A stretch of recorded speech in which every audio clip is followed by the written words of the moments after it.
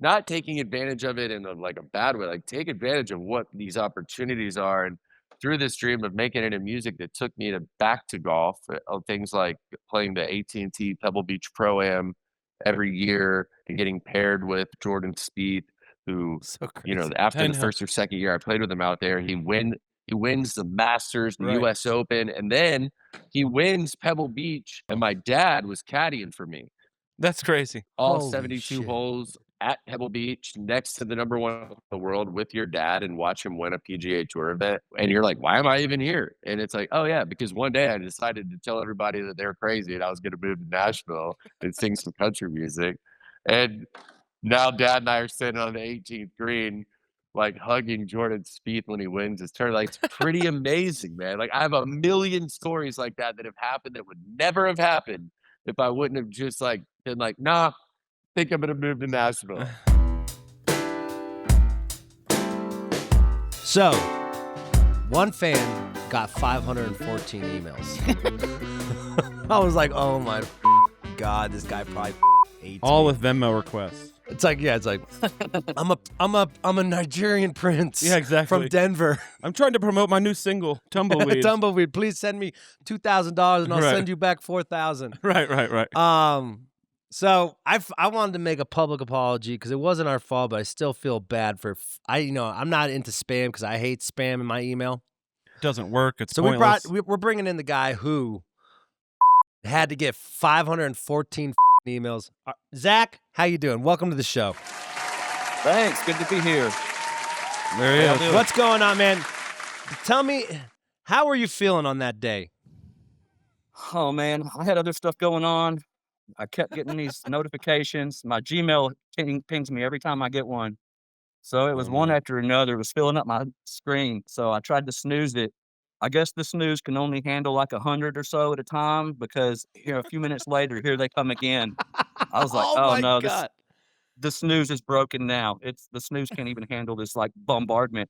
And I swear to God, I thought it was you guys sitting right there in those chairs on laptops, hitting send, and just laughing hysterically. I was like, just man. Oh, dude, I am so dude. I am so sorry. We tried to get the CEO of Future.fm to come on the show to give you a public apology letter. I mean, I would be pissed. I don't know why you still dig our band. I would be like, this band. No, I take it all in stride, man. I love you guys. Hell.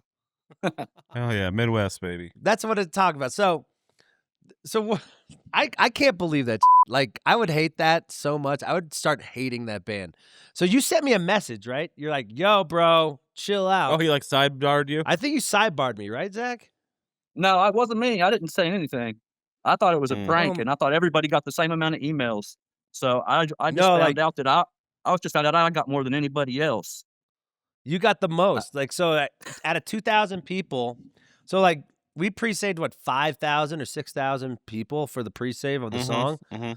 But randomly, the 2,000 people got between 10 emails or 514 fucking emails. I wonder why some people got more than others. I don't. That's the thing too. That's what They said it confuses was me. like this, like glitch in the what do they call that? The not the Code? code. Yeah. So like The it Matrix. multiplied. So it multiplied and multiplied and multiplied. But so some there's people got more than others. Though. Exactly. That's what I don't get. You think the glitch would be consistent? It was weird. See, that's what I'm talking about. Huh. Their story does not add up. Everything's not adding up because code is usually pretty. We're like, oh, poor Zach. We're like, we're gonna get this, dude. What do you think, Neil? What do you think? Get in here, Neil. What do you think? We have another analyst, our World Sand podcast. Neil, what do you think is going on here? Do you think we fucked this up? Do you think we're lying? Hey, Nick. Clearly. Fully intentional. No, it wasn't. Come on. How can you believe that? It's like different numbers. You sat there that morning. You missed 3 flights because you're sitting there like, I'm going to get this guy 514 times. I'm going to get this dude exactly 200 so that it looks like we're just a little code off, a little bit off the code. It's like Dexter. Like, instead of killing someone, I just send them emails until they commit suicide. I'm proud of you. It's very smart covering your tracks here. Thank you. How many different people got like hundreds of emails? A lot of people got hundreds of emails. How many? You should know. You give them exact. You had an exact list of. Okay, so Steve, you were Santa Claus of the emails. It was 1,753 people got, and they said out of that, like 700 or 800 of them got 200 plus. Yeah, I would have missed 3 fights doing that. Shut the All right, we're done here. Later, Neil. Thank you so much for being on the show. But it's embarrassing because, like, you know, like I'm not. This is important, my fan. You know, it's like it's my fans. You know, and it makes you look bad. Even it though makes it's me not look your like fault. a asshole. Me at 4 a.m. all fucked up in Chinatown, just saying send. Maybe you did do it actually. I just don't remember. Yeah, It's like, you don't remember. You were It's like that. You had hired a bunch of Chinese people in like the back of a restaurant. They're like, keep working. Send. we've got to get That's 85 awesome. cents on Spotify.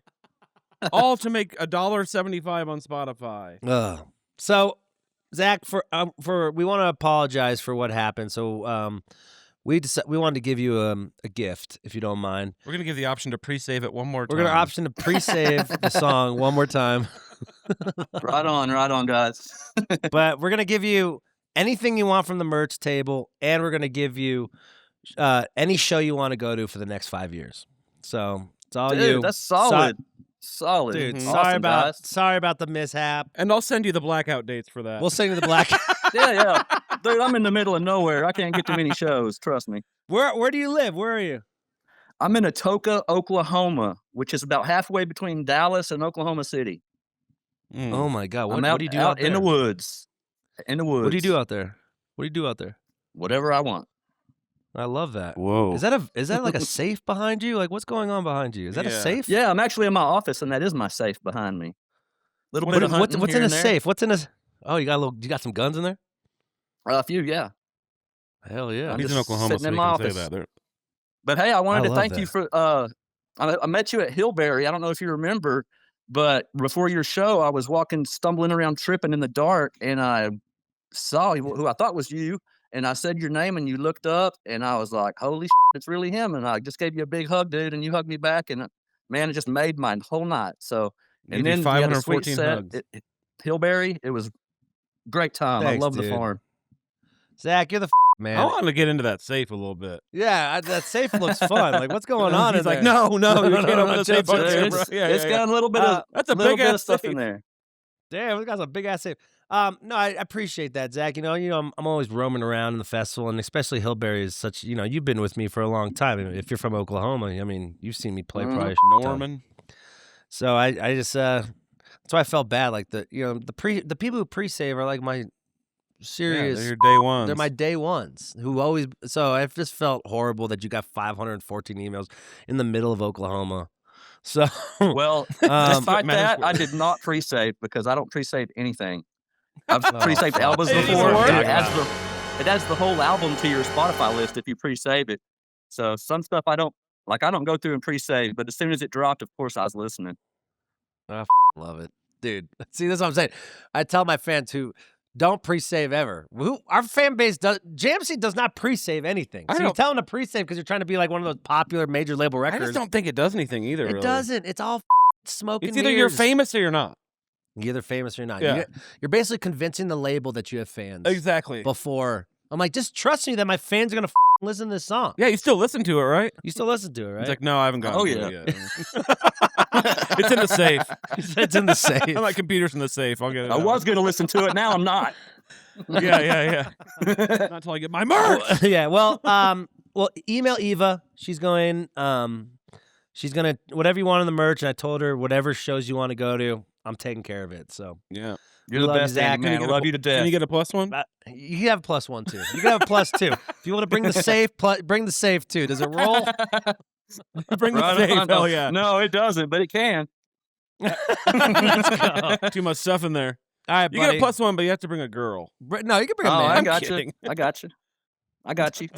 That's what's gonna happen. We're about to get frontied here. You know, I know. bring the women to the Frasco show. Bring No, the women to the Frasco No, show. not in that way. Jesus Christ, Nick, you're trying to cancel me. I'm just getting out of Tumblegate, and you're trying to cancel me through the Fronty thing. I Like, will what get the you canceled by 2027. Okay, buddy. If it's the All last right, Zach, thing I have a do. great day. Thanks for being on You the too. show. Thanks, guys. I appreciate it. Bye. Thank Love you, you so man. much. Love Later, you. bro.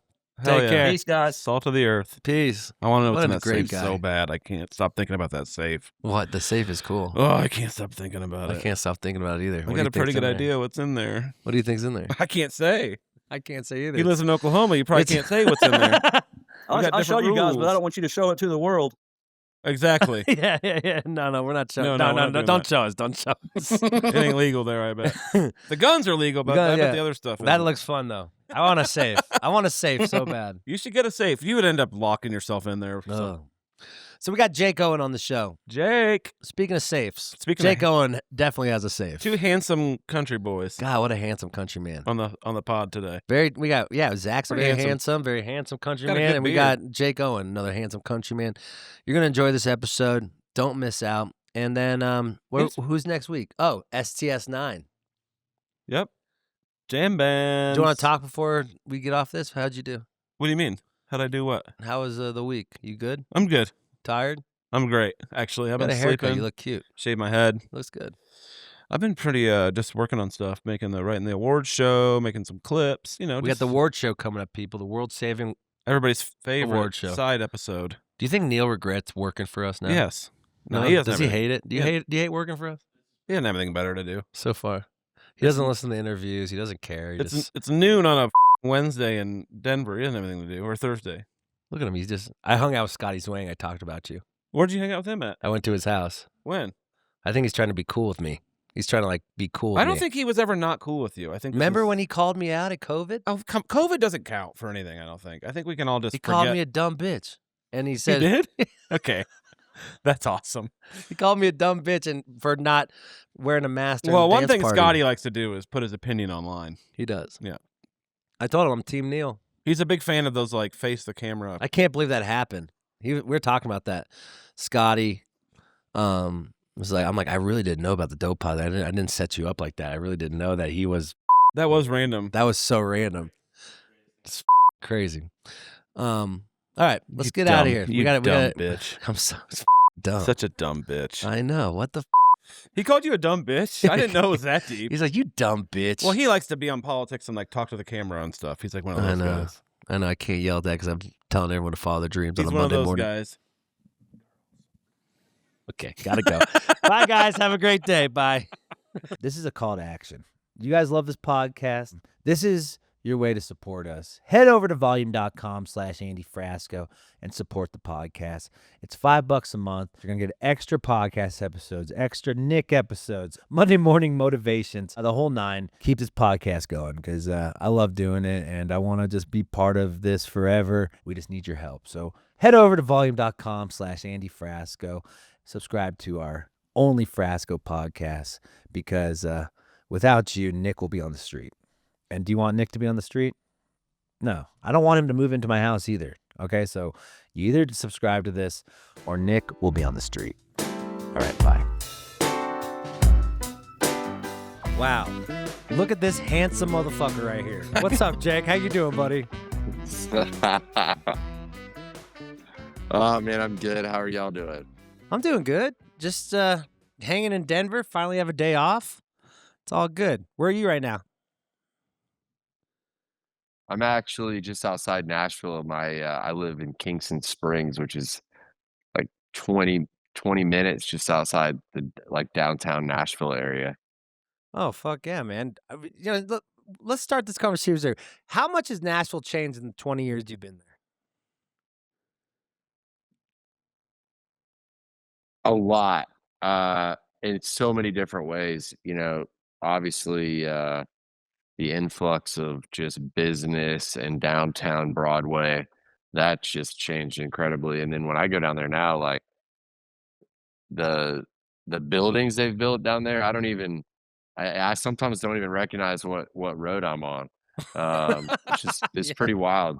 The property values have obviously gone up a lot, and that's cool. But I kind of got out of town a long time ago. Got out Yeah. here west of town, Kingston Springs. Do you think you have to get out of the riffraff to like not like trigger you to like just get fucked up all the time? I feel like I have to like kind of be far away from the riffraff for me to like not So feel like go out you're not go have a tempted- bender on a fucking Tuesday. not You know what I'm tempted, yeah. saying? Yeah, dude. Thank goodness about 4 years. Well, it's just over 4 years ago I quit drinking. When I did that, I realized once I stopped drinking, I just stayed away from that type of stuff in general. And not that I don't still have fun. I'm a good time, but I tell my buddies a lot. I'm like, I don't ever go downtown. I just don't ever get down there. I probably should. What triggered you to stop drinking? Was there a moment in time, like crazy? You just weren't feeling good. Tell us a little bit why you went sober. No, I didn't drink that much, to be honest with you. I was just an asshole, man, when I did. Really? And yeah. Just like just not only people I loved, but just like myself and just and I have a history of that in my family, and I have a twin brother who deals with that as well. And I have most importantly, really, I have two daughters. And my oldest, well, it will be a teenager this month. She'll be 13. And my youngest is 6. And so, like I said, it's been 4 years. So my youngest has never really seen me drink. Long answer to your short question, I just feel like it was time, man, for me to kind of fucking step up, not be an idiot anymore. And I can tell you it's helped. It's definitely a help.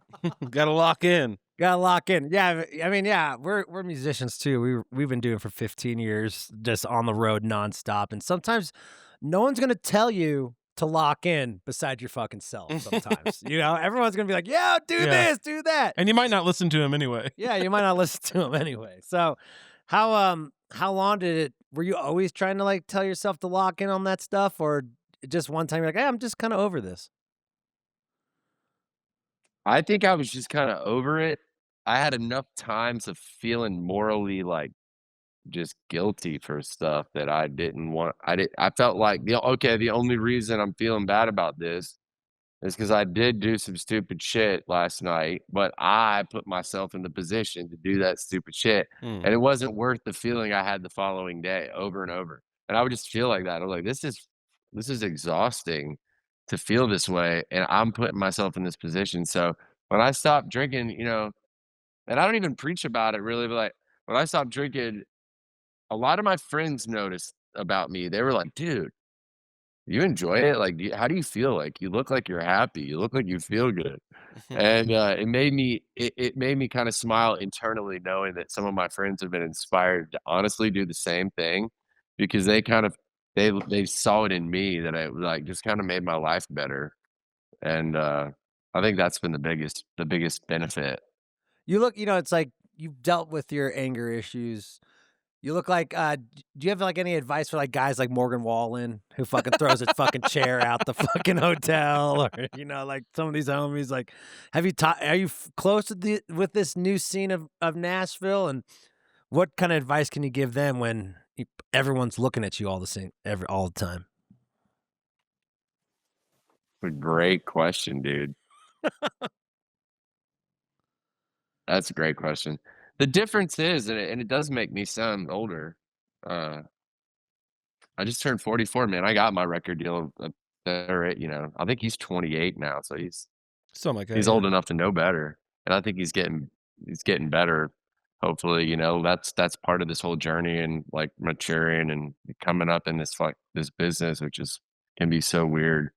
Um, I guess I look at it too, like if there were cameras around and social media and stuff in 2006, 7, 8, when I was really like first got my record deal and was out on these tours, and it was wild, man. So I feel for him in ways. I I've definitely he's not the only guy. I definitely I threw a chair one night down in the Keys off the roof of a place. What is it with you And country guys I'm and not throwing proud of that, I chairs? bro. just love throwing those fucking I don't- chairs. Bolt it down, baby. I don't know why. I'm not proud of that moment at all.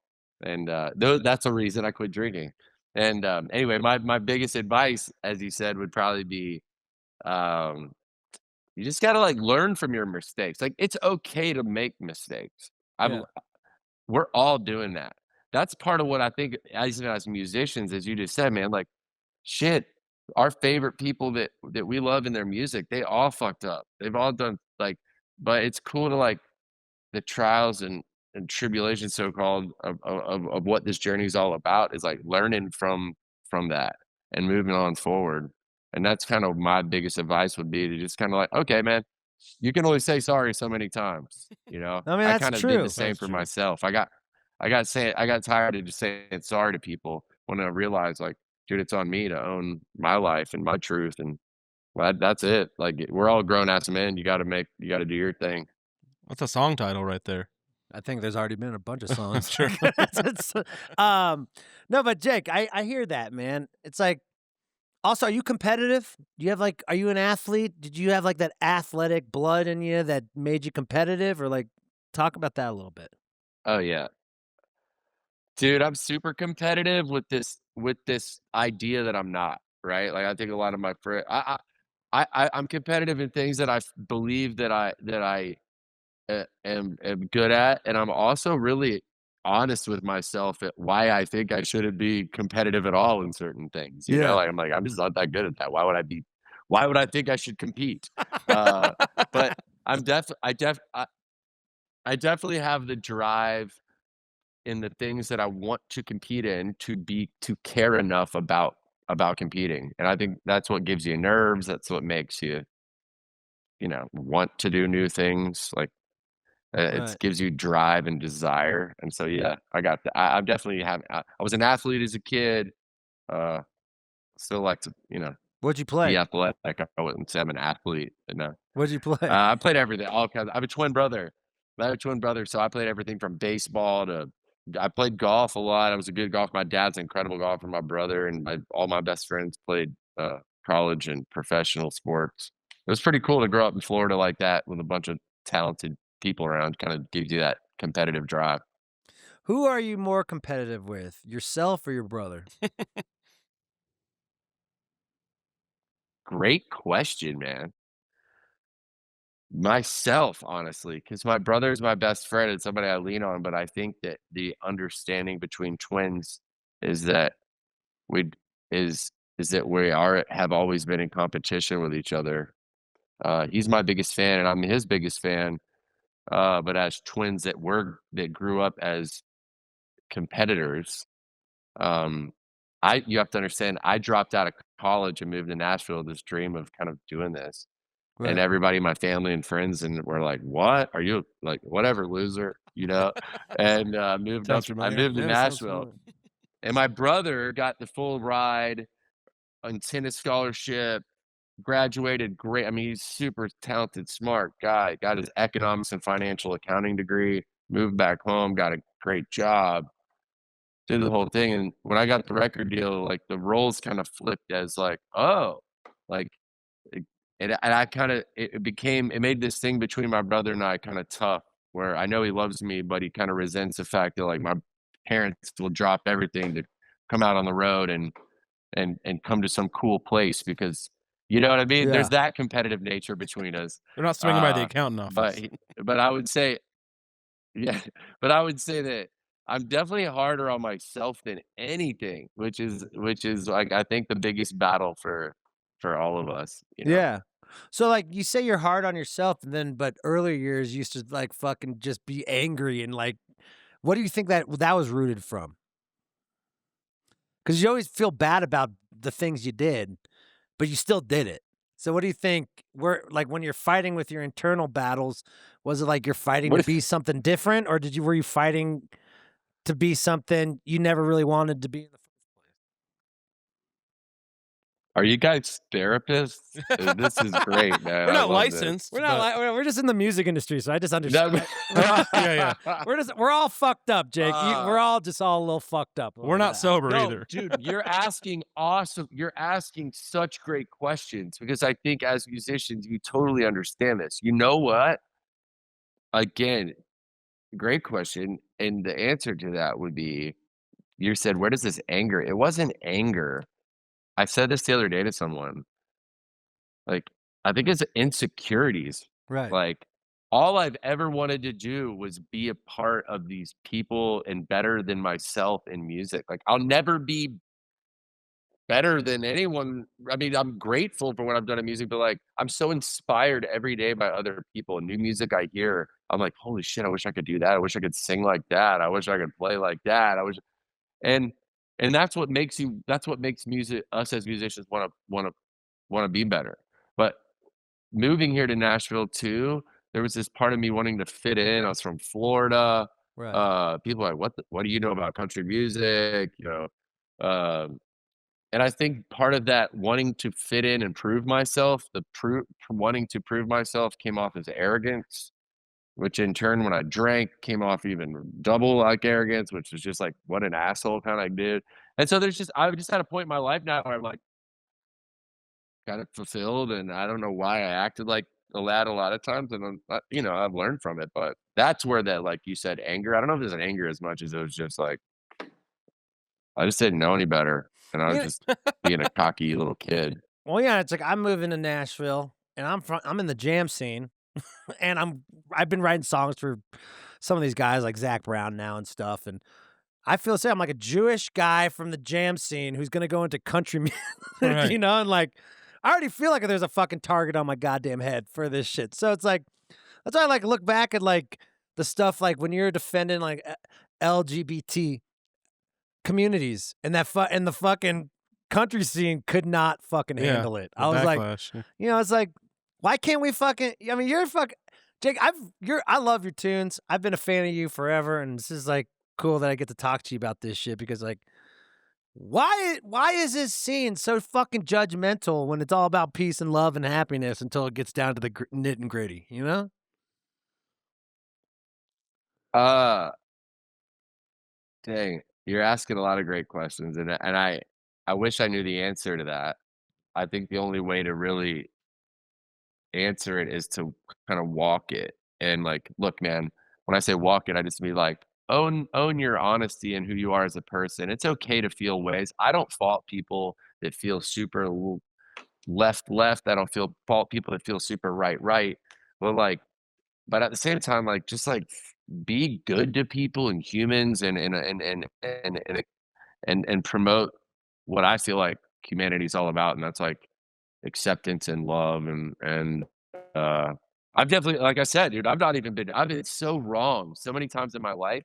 But I feel like at this age, raising daughters, learning about my past, trying to forge the path forward, you kind of just like realize like, all right, I gotta aim towards something. And where I'm aiming, I suppose, is like that like the honest good in the world and the truth. Right. And so I don't have an answer to your question about why is our genre or why are people not more like that. I don't know, but I feel like it goes back to kindergarten class, like where you can lead by example, you know, and I try to do that. Even though I falter a lot, and I'm not, you know, but like, we're human. Shit, Yeah. that's part of it.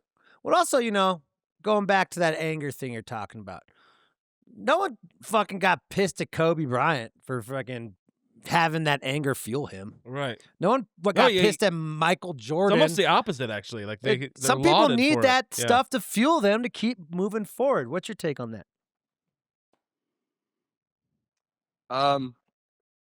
Yeah, you're right. You're right. I've used this quote a few times recently because it stuck with me. My granddad, who just turned 103, Damn, you got some good genes. he's Jake. in Look at it. still Yeah, hot. I know everybody says that when I tell them about my granddad. If anything, I'll be so grateful like him to live to be 103. I think the reason he has is his proof and what he says. He's always lived being grateful every day for everything. And he told me that you can't be truly grateful if you live with like a bitter heart, you know? And so that like I guess, you know, you asked my thoughts, like my thoughts of kind of are living with like, with an open kind of mind. And like my granddad, I want to live a long life, man. I want to be this music isn't everything to me, and the business, and like it was kind of more out there, I feel like. Like what? What else are you looking for in life? Yeah. Um, well, as musicians, we all dream of this dream of making it, whatever the fuck, whatever that means. I don't know, because it's never. I find those of us that moved here with nothing. I say here as if we're all, here in Nashville, like, but it wasn't about the money, right? So even if you make it and you make money, that's not really what it's about. For me, it was always about. I was really raised. I was lucky to be raised around an incredible mother and father, and my twin brother, and have that family life that I feel like I kind of set aside to chase this dream of music. And Yeah. although I've tried to put it together and kind of manifest in this family throughout my journey up until this point in my life now, being divorced and having kind of doing the single parent back and forth thing. When you ask what am I looking for, like, I'll be honest, like, I really am looking for more consistency in that kind of family life type of thing that I feel like sometimes we can all avoid it as much as we want, and there be people that are great at it that I'd love to learn from. But being on the road, it's been hard on my family life and, like, just keeping it all together, and, that's what I'd like more of, if I'm being real. Like, the rest of it, I'd trade that. Wow. Let's fucking go. That's what I like to hear, Jake. That's how you know you're successful. That's how we know. Growing. You know you're successful when you're like, I'll just do family now. Or just like, I'm satisfied. But also, like, it's not even about like that. I'm satisfied. It's like what we missed out. There's more to life than just this fucking rat race Right. that we all are fucking living in every single day in this music industry. It's like the same. Like, I'm stoked that I got to buy a new or couch. any Yeah. Yeah, or I think even any industry really. I see people out there all the time, and right about the time that I think, man, I've been doing this a long time, and I wonder if people care, and if they care as much as my daughter cares for me being at something she's doing, right? Mm. And it's right about the time I start feeling like that I play a show somewhere, and you see somebody that brought their kid to their first concert, and they're like, the dad is fired up to create this moment with this kid or the mom, whatever, and the kid will never forget it. And then you, as the artist, or any of us on stage, have this feeling of being like, that's why you do it, and that's so it's like we could there. The grass is always greener on the other side, but I think it's still okay to admit that you think about it, right? You can't just pretend that that's not something that you think of, Yeah, and it's okay want to like more of, right? not. It's okay to take a little break on being obsessed with something and to be obsessed with something else. So when you go back to that first thing that you're obsessed with, you kind of get more energy, right? You kind of get more va-voom with it. I don't know about you, if you ever get jaded with fucking playing everywhere, every day, and not seeing your family and shit. I mean, I do. I mean, sometimes I'm on the road. I'm like, what the fuck am I I love doing here? Yes, I am 100% guilty of not only What is this thinking town? that sometimes. What town am I in? I outwardly say that. Like, there's been times I've said that, but I also, like I said as well, man. I I really remind myself a lot. I'm not just saying it. Like, I cannot believe that I've been able and still able to do the things I get to do, and I keep Yeah. waiting for someone to shake me and like, go, the dream's over. Yeah. Yeah. Wake You're up. in college. You got Someone let econ.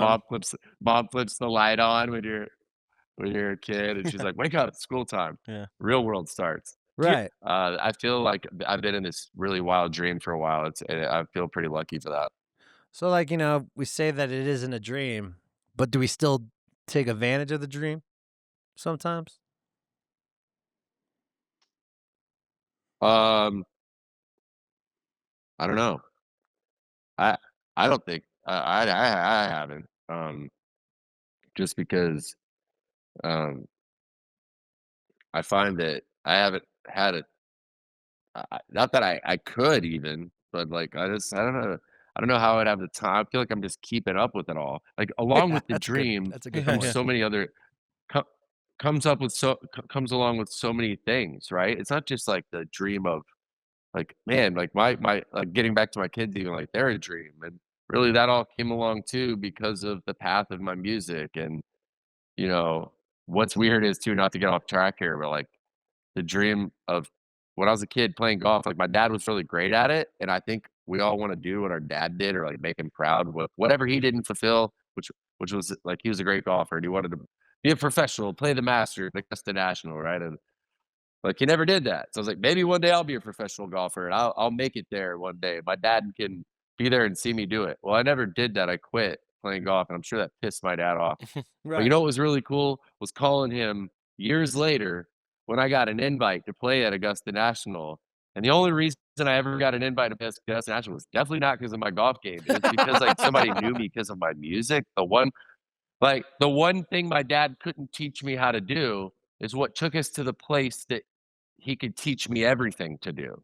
And I Wow. think like that's the beauty in the dream and like following it. You have some it's the ups and downs. It's like the fucking it's roller coasters, man. It's not everything fucking woof or Yeah. the feel. Like you gotta ride it out, man. And Well, yeah. I like that about it. I'm just Yeah. kind of like I'm Peop- learning to like just to kind of endure it more than just like be shocked by it. I used to get a little more volatile. Yeah. I'm trying to be better about, Well, when we realize the dream is the in between, there's no finish line. I think that's when we start putting our shoulders down a little bit, saying it's that little things like this story of Phil Mickelson and Yeah. you, bro, is the most legendary shit ever, dude. You know, just like having Phil being so pissed off at you and stuff, and like Throwing think $100 about bill now at you. thinking about your fucking dad Yeah. and the dreams he had of like meeting these guys in golf, and then you're having this own moment with this thing. Tell us a little bit about that and how that got situated, because people, my fans who don't know who you are, this is so fascinating, dude. So like you're out here, you meet Phil. Tell us the whole story. Oh, man. Well, I definitely this is years back. I think the story was really blown up, by I think it was, Barstool. I was on their podcast talking to they were just asking funny stories and things that had happened over the years, and I just mentioned that I'd always been really good friends with Jordan Spieth. This was years back. It was his wedding, actually, and the day before his wedding, Phil Mickelson was playing Tiger Woods, um in one of those matches for like $9 million. And I Right. think if you paid like $29.99 or something, and you could watch this match. And then neither one of them really made any birdies. They made like one birdie or two birdies apiece, and they tied, and then they had a chip off or something to win. And ironically enough, the next day after he won $9 million, he was there at Jordan's wedding. And I was during my drinking days, man. See, so I would talk shit. And I just was like, I "I'm gonna love say it. something," and I chirped at him, and I told him that I said, "Man, you owe me $29.99." Uh, you know, I watched that bullshit golf, and he just basically pulled out like $100 bill, and he said, "I won like however many 90,000 of these yesterday, so go Right. fuck off." It And was he a it was a bad match. it in was your house. legendary, man. That guy's a legend. And then that is totally something, like, he's a G, like, that guy pretty awesome, moment, and it made a lot of people laugh, uh, and it wasn't long after that too, we played another golf tournament together. He's a good dude. Hello, everyone. It's Andy Frasco, your local drunk. We're here to support Gardenista.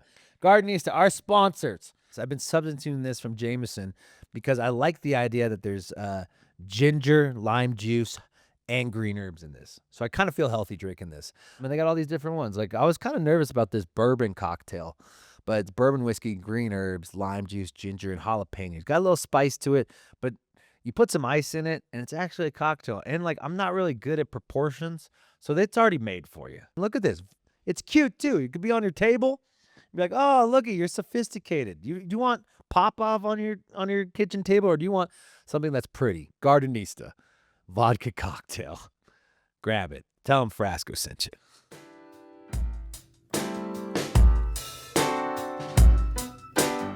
So what's your dad say about this? Like, you're fucking playing with Phil Mickelson, dude. Is he jealous? Like, or he's like, what? Can Yeah. you take me with you? Like, what's your No. relationship with him? No, that's what I'm saying, man, about, like, following dreams and things happening that you never expect in this crazy dream. When you said, like, "Do you take advantage of the dreams?" Like, "Fuck yeah." Excuse my French. I'm sure my mom's gonna be mad when she sees this, I'll bleep it out for you, buddy. but yeah, yeah.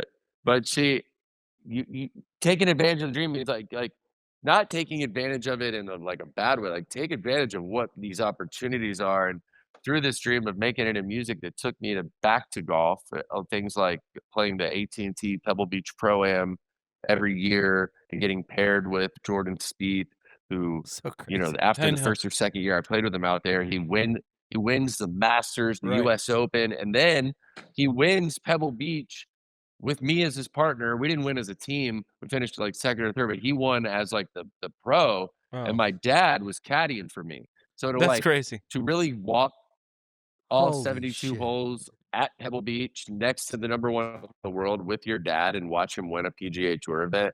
And you're like, why am I even here? And it's like, oh, yeah, because one day I decided to tell everybody that they're crazy and I was going to move to Nashville and sing some country music. And now dad and I are sitting on the 18th green, like hugging Jordan Spieth when he wins his turn. Like, it's pretty amazing, man. Like, I have a million stories like that have happened that would never have happened if I wouldn't have just like been like, nah, think I'm gonna move to Nashville. You know? And So I ironic. really I love that. So, you know, well, that's a Yeah. great point. Like, why are people afraid to follow their dream like that? It's like you take the risk. Why not even follow the dream? Why are people afraid to take risks? I don't know. And I think sometimes people like it's okay. Like they feel it's I don't know. That's an answer that none of us could ever answer, but I can tell you my perspective. And it's funny because this goes back to the golf thing. As a kid, which is why maybe I didn't want to play anymore, because my dad, if we were on a par five, are you guys golfers? Yeah. I know enough to know what that is. All Yeah. right. So if you're on a par five, right? Like you have the opportunity if you hit the drive to go for it in two, but meaning like take advantage of this hole and like just Right. be a little, boisterous. And my dad would always be like, just lay it up, you'll be smart, make a par. And I would always be like, no, I'm going for this. I'm taking a risk. Right. And because by taking that risk, the payoff to me is so much better and that you cannot get if you play it safe. Right. And so I used to just hate that. I'm like, why? I don't know. And so I've always taken that risk and I've not always been right. The risk hasn't always paid off, Right. but the times that it has been so much more fulfilling than when it hasn't. So I try to always shoot for the take the risk and go for the green on a par five. Get that eagle. Well, you know, music is the not lay up. the Yeah. music industry is the ultimate risk. Yeah, it is. You know? So maybe you got the balls Yeah. from fucking golf to take that ultimate risk. Like you were fearless. But man, like I don't mean to sound like it's not easy. There's so many of us that are still chasing. I'm still chasing it, and I feel like I've had success. Like, but like, what is like for me when I look back on it? Like, what was the risk? Like for me, Right. the risk was like finish school, get a job, maybe move back home. I was an English major. I was like, what am I gonna do with that? Like, what am I gonna go be as a teacher, maybe a lawyer, maybe like how do you make money? Like, I don't know. I didn't care about money. Like I said, like I needed to make it. I was fortunate as a kid to have like parents that were able to send us off to college, but my dad always made us like work for everything, and so I was like, I could always and that's how I feel now. Like if this ended tomorrow, I mean like my dad was always like, hey, we can always make a living. Like if you work hard and you believe like you could. So I didn't ever feel like I was risking the only risk was me not chasing something that is what was in my heart. Yeah. Like that's the Mhm. biggest risk. Like, but the rest of it is like you just fall back on what happens next, I suppose. Yeah. I mean, I don't know. I had friends in middle school and high I mean, there are school. people in their lives that have families, and there's people that have families and are back in their hometown right now that would love to move to Nashville or whatever and do it or wherever and chase a dream, but they're like, I just can't. I got kids and a wife back here, and that is a major risk. But at the time, for me, at 22, 23 years old, I didn't have all that, and I just felt like my biggest risk would be not chasing that dream at the time, I guess. So sorry to be long-winded. No, it's true, That's man. good. I had friends in high school that were like actors and wannabe musicians and stuff, and I was like I was in the music business. I was like booking their bands and stuff. And the minute I wanted to, and like they always wanted shit from me. And the minute I became a musician, fucking crickets. He's from LA, by the way. Yeah, I'm from LA, so it's like everyone's got their own fucking dream. If you're stepping on someone else's dream, Right. no one wants to touch it. So I was like, yo, fuck these guys.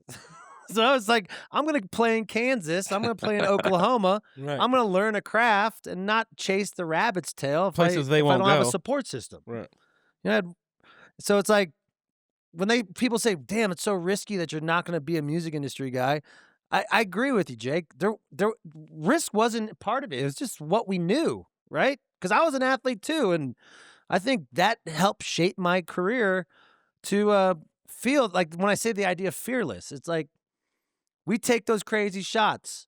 I'll take that long ass 3-pointer. I know I'll probably airball it, but I will fucking try, my guy. You know what I'm saying?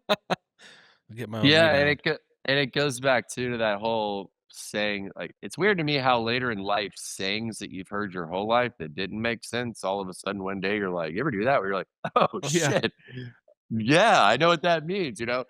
Hindsight's 2020. Like when you're like, what? When you're young, you're like, you don't even understand hindsight. Get older, you're like, oh, I understand the saying. But the whole deal of ignorance is bliss is like, maybe that's why too. Like I was young, I was maybe ignorant, and like they didn't even know any better, and so you just don't care. Failing isn't an option, and if you Right. do fail, you're kind of like you just don't. Nowadays, for instance, my biggest risks are like letting my kids down, Right. like letting my daughter down. And I don't ever want to do that. And so to me, that's I think risk changed throughout your life too.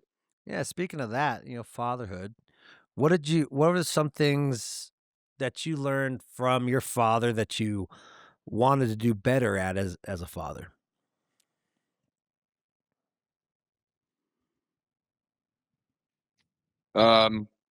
My dad is, um, nobody's perfect, but my dad was damn sure close to it. He had a pretty good role model with my grandfather, who I mentioned was 103. Um, I think what I learned from my dad but that he didn't do, like, you can learn a lot of things from your parents or father, from what they did do, but you can also learn a lot from things that they didn't. And my dad did not he gave me a lot as far as confidence and pushed me to do things and be a competitor, as you said. And more importantly, my dad was really implemented like morals and values more than winning or lose. Like it was just like live the right kind of life, because I think he also uh walked a staggered kind of line too throughout most of his life until he met my mom. Um but I think like one thing he didn't do sometimes was tell me to take some of the risks that maybe he wished he would have taken.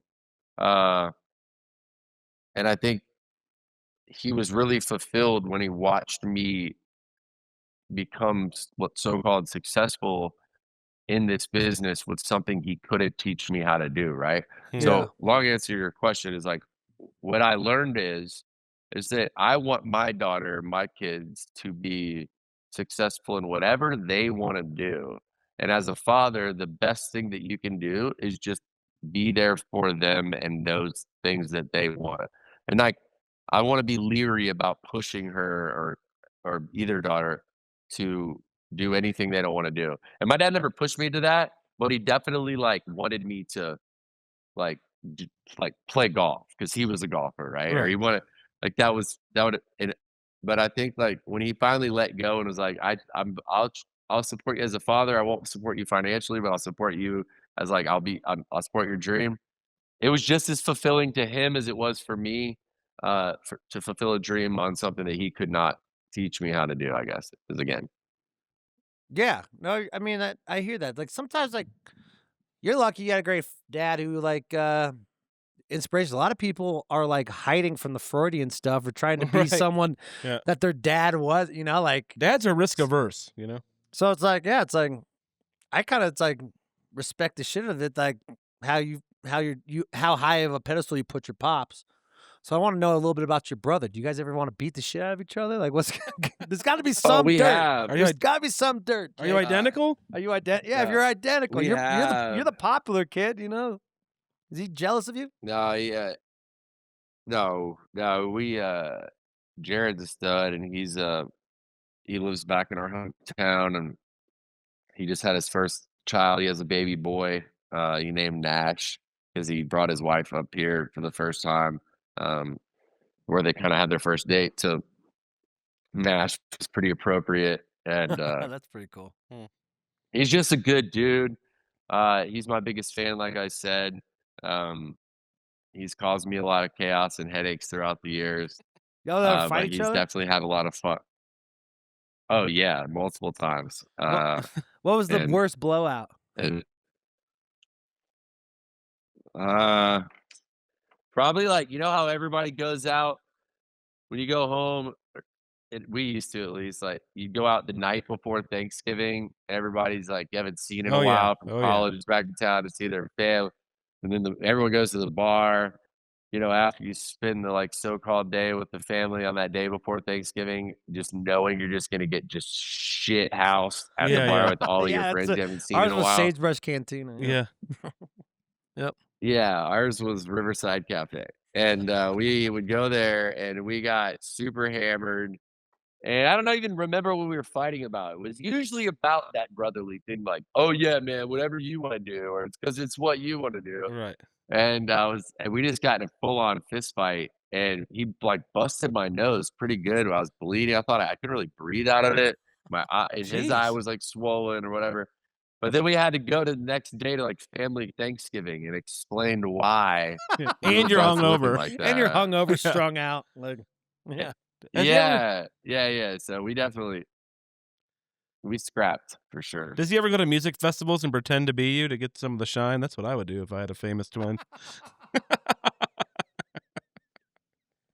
He used to, for sure. Hell yeah. He used to pull that move all the time. He pulled a chick one time back. That's the first thing I would do. You know, I probably should watch my stories these days now that he's got a, you know, significant other and a child. But he definitely told me one time after he took a visitor back to my bus on a show that he's like, I went back, he's like, dude, what the heck? 2-knock rule. Like 2-knock rule. This is my bus, bro. Yeah. Like, what are you talking about? Right? Like, 2-knock rule. I got you a I'm like, hotel, bitch. Yeah, I got you a yeah, like, hotel. I bitch. gotta give you a heads up to come back to my back lounge Yeah, of my yeah, bus. yeah. Like, no, man, I gotta change, dude. She's like, just remember, I was there when you're fucking in your diapers, you piece of shit. Yeah. You and your accounting degree. Yeah, you and your Yeah. accounting degree. Account for this, bitch. Yeah. You want to hold accountable to this bitch? All right, Jake. I know you got to get out of here, dude. I love talking to you, man. You're a great dude. This has been a Yeah. breath of fresh air, man. I like when guys can answer questions and have a lot of thoughts. Yeah. I apologize if I was too in depth, man. No, I no, felt no. bad. I No, was a this is little our long-winded on this is some our of your podcast, questions. man. We do. I mean, what this is people what we want. talk about. And I'm not trying to. Everyone wants. I'm not trying to talk about what fucking bass track you put on your Yeah. fucking song, dude. Yeah. We're musicians, you know. What I'm Yeah. No saying? one cares. Yeah, Eve no, I hear Logic. you. Hear you. I've been working a lot with children's cancer foundations as well. Tell me a little bit about your charity work and why pediatric cancer is so important to you. Well, thank you for asking first off about the foundation. That's a super important thing. Not as important, obviously, as childhood cancer and disease, which is what St. Jude was our first and major beneficiary. And I learned, you know, growing up, like I said, I had a great family, healthy twin brother. We've been healthy most of our lives until my dad faced cancer at a later age. But when I first got my record deal, a part of country music, and I give a lot of credit to country radio, all the labels in Nashville, they immerse us as artists into this country cares program, which goes to Memphis to St. Jude Children's Hospital, and that's where I learned for the first time. I learned about St. Jude, what they do, how they provide for not just the kids at no cost, but their families. They bring in therapists so the therapists can talk to the brothers and sisters of those families as to why their sister or brother's getting treatment for 6 months, across the country. Right. They do amazing things, all at no cost to the child. So, coming from a family, like I said, that we've been really blessed, it's just instilled in us to always do great for others, and so that's how I started my foundation with them as a centerpiece. And then we've grown. Now we have over 35 different beneficiaries. Our foundation, by the way, is the Jake Owen Foundation, and our motto is helping people in the places they call home. So we're not just helping, pediatric cancer foundations, and we're doing everything from helping autism speaks. My nephew's autistic. That's a big thing for my family and my older brother. And then we do lots of localized charity work in my hometown down there in Florida in Vero Beach, and all over, which is why our motto is kind of, as I said, helping people in the places they call home. It's allowed us that opportunity to help people everywhere, which is a really cool thing. It's awesome. Look at this fucking guy. Stand-up guy. So much better than me. We're so thankful you're not throwing chairs out the windows now, buddy. Maybe one or two. Maybe though. one or two. It is kind of Like fun. like I said, I'm lucky. I'm lucky I did. I've definitely done that. We need a couple but, bad boys. You man, need a that's couple all part bad of- boys, You can fight cancer, still be a little bit of a bad boy, Yeah. Jake. You know what I'm saying? Yeah. You get one chair per Yeah, foundation. that's right. That's One right. chair per foundation. It's so funny. Jake, I'm like whatever I could do to help too. That's just my mom has leukemia, and I work with St. Jude a bunch, so whatever I could do to help too, man, I got you. So whatever, let's talk. Maybe I'm in Nashville. I work in Nashville all the time, so whatever you need from me, I got your back. Yeah, I'd love to connect, man, even if it's for coffee or something or whatever. Yeah. But it's refreshing to chat with you guys. I mean it. Like, Thanks. as musicians, especially the reason, I obviously have a record and stuff coming out this coming week, and I'm not getting to that. I'm saying that what I loved about this interview is that we didn't talk shit. about that at all. It's about it's about like learning as somebody, as a human, and like you ask some of the greatest questions that nobody's ever asked me before. And like sometimes that gets clouded by just the music. And as I mentioned, this ain't all about the music, dude. No, man. Like we all as musicians, like it's about us, our families, the people that supported us to even get to this place. And like, so keep doing what y'all are doing, man. Like keep asking the right questions, and like, and bringing more out of like us as artists than just like you said, like, so what was it like working with, Right. Yeah, exactly. What keep- studio like, were you cause in? that's what I enjoy. I enjoy about this and what you guys are doing. So Well, I thank y'all appreciate very it, much. Jake. So grab Jake's new record. I mean, they're gonna. The thing is, when they find you as a Yes, person, go they'll get find it. your music. You know, Well, I think they'll find the music I think because they what's like you as a important person. is like if we're living to write, we might as well know the story of the person who's living their life to write. Yeah. For the people. Take some more. I don't need to get into depth like why you wrote that song with someone. I want to get in depth like why do you feel like you have to make a record like this year? That type of stuff is important to me. Yeah, agreed. So keep fighting the good Well, fight, I'm big grateful, dog. dude, for you guys. Thank you. I'm honored, man. Thank you guys. I really appreciate it. No problem. I got one last question. I'll let you go. When it's all said Yeah. and done, what do you want to be remembered by? Oh, I this isn't the first time I've thought about this. I think that's maybe why at this point in my life and how we started this whole interview, kind of or podcast and ending it is like, it goes back to like learning a lot about myself, I think. And what I want people to remember is that I was a good human who had a great heart and always meant well. And that was what led me to the places that my life like amounted to. And then I leave something behind that people are proud of. Like that's really it. Like you can't be selfish in this world. You look around, you can be humbled every day with all the things that are not just around you, but the people too, And so don't take yourself too seriously, Mhm. and leave it as that, right? Yeah, baby. Go fuck shit up out there, Jake. Yeah. I hope the record is everything you want it to be. And like I said, don't forget to love yourself and don't forget what's important, like your family.